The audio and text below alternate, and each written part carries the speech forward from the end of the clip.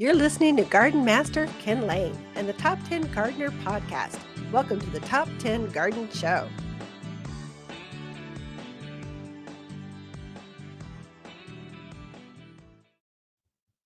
And we are back with Lisa Waters-Lane in the studio. She comes each week with your garden question. It's just, what are all your neighbors talking about in the garden?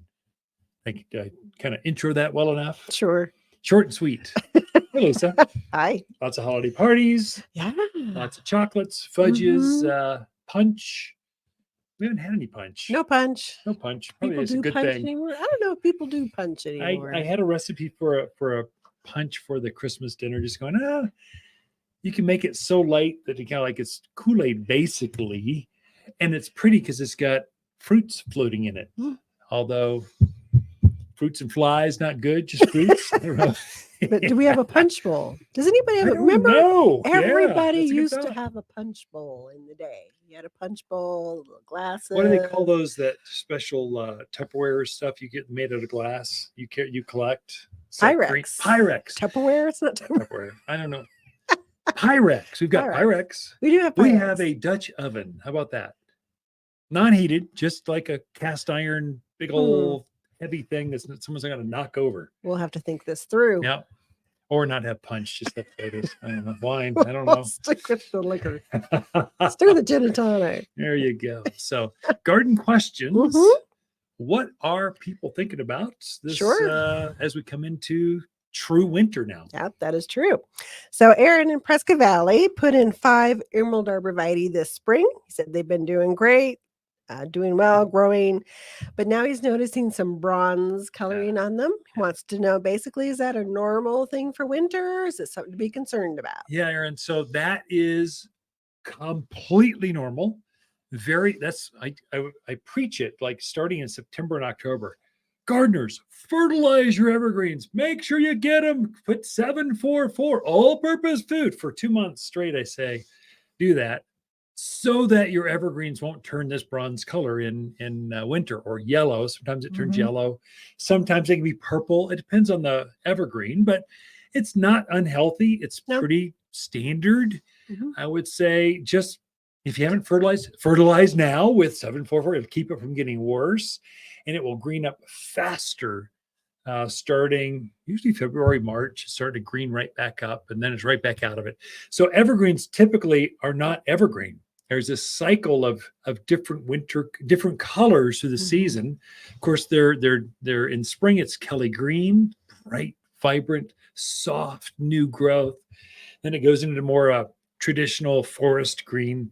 That's be more of a, I guess, I'm just a man. I only have like one description for green. It's green. So Kelly green, that was a stretch for me. So Emerald green. Emerald green. There you go. Emerald green. There you go. And then it has this yellow kind of hue. Junipers can do the same thing, kind of more of a blue, the new growth, and green, and then purple. Cotoneaster, same thing. It's got a broadleaf evergreen, so it's got kind of very dark blue-green foliage now. It'll have a purple hue to it as we get into winter, and then it has this bright green coming in spring. So it's not unusual to see your plants, if you're not used to 4-season climates, to see your evergreens ebb and flow like that. Of course, deciduous plants, they're easy. They don't ebb and flow. They lose their leaves. It's obviously a different season. They don't just change color. They get vaporized. And then they come out with brand new either foliage or flowers. A lot of your spring blooming plants are deciduous because they need this rest to be able to generate enough energy to have that flush of growth. A few evergreens will bloom and have new growth, like rhododendrons, hollies, magnolias. What is it? Indian hawthorn. Yeah. Help me out. Boxwood. Don't put me on the spot. I'm going through the list. I'm walking through the garden centers. I'm saying this on the airwaves. Going, where are they? Yeah. So there you go. So to Aaron, not to worry, perfectly fine. I'd say keep them watered because you said they were fairly new this year. Water your especially new plants, not just arborvitae, but new plants. Water at least twice a month because it's dry right now. I mean, if you dig a hole right now, putting some things in, and it's the ground is dry.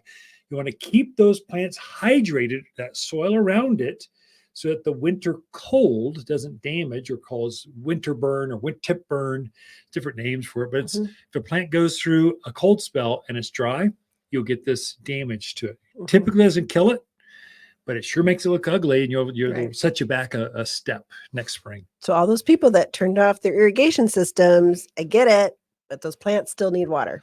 Take a hose up, go all traditional, like your grandparents did. Drag a hose across the yard, water it by hand.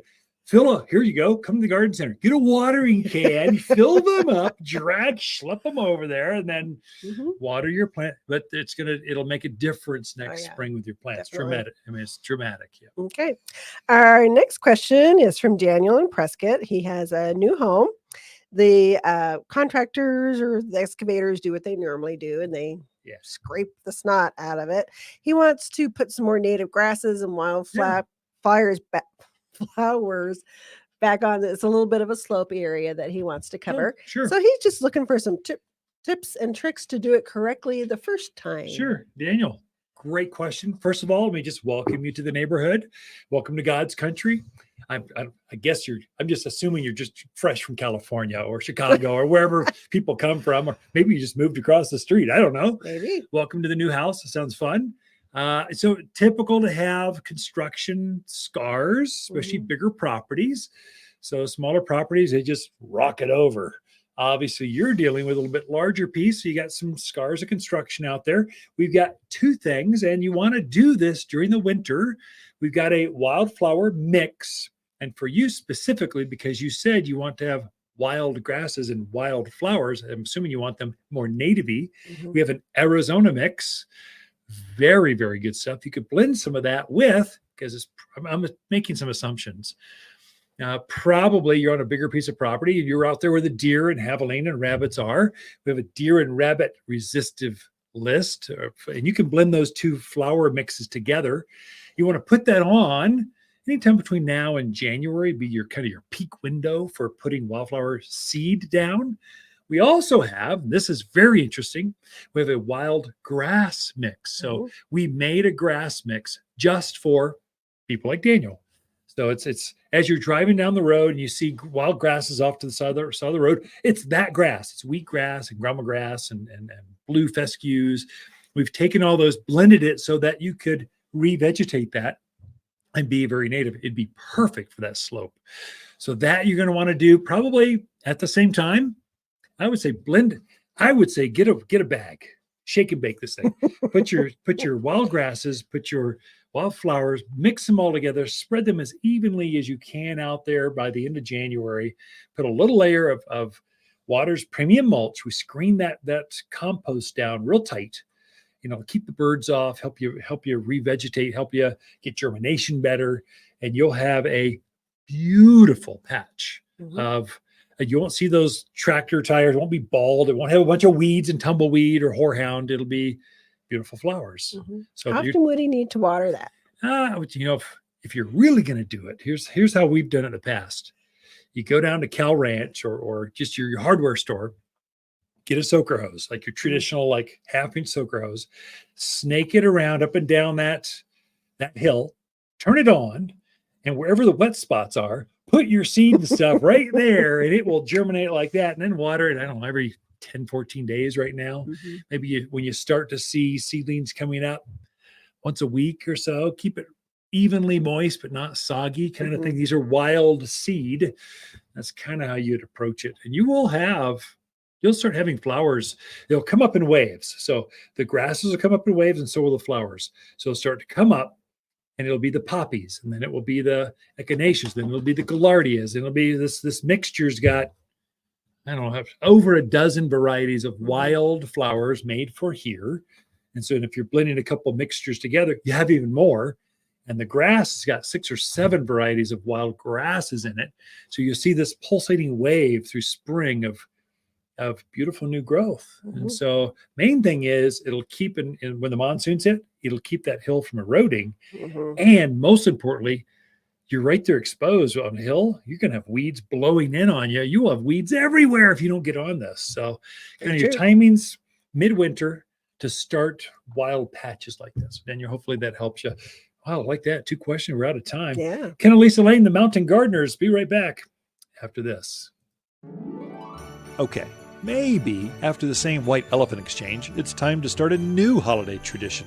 A living Christmas tree from Waters Garden Center can be decorated and enjoyed for a lifetime, not just a season.